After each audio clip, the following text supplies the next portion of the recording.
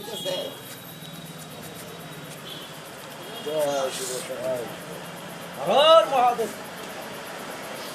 1431 সালের পহেলা বৈশাখ আজ তুফানগঞ্জ হরিধাম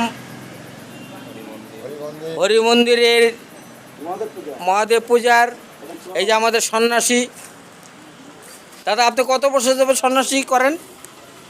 হ্যাঁ 30 বছর 30 বেশি হবে। হ্যাঁ 30-এর বেশি হবে। 30-এর বেশি হবে।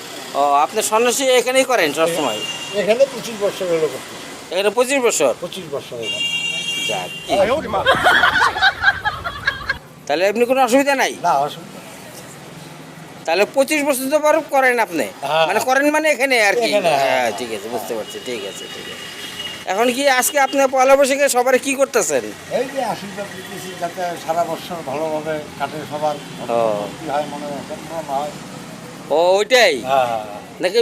কেউ বিয়ে না করতে পারে তার জন্য তাবিজ দিতেছেন আবার? হ্যাঁ সেটাও ব্যবস্থা আছে, সব ব্যবস্থাই আছে। কারো যদি বিয়ে না হয় তাবিজ দিতে পারবেন? হ্যাঁ হ্যাঁ হ্যাঁ, মন ভালো না এই রাম, তাহলে তো আমার ছোট ভাই আছে একটা, বিয়ে হইতেছে না, অনেকদিন হইলো। হ্যাঁ হবে।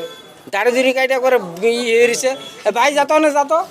হ্যাঁ হ্যাঁ আমি এই যে এটা আমার ভাই, এর বিয়ে হইতেছে না। এই যে এর একটু তাবিজ দেন। No, no, no, no.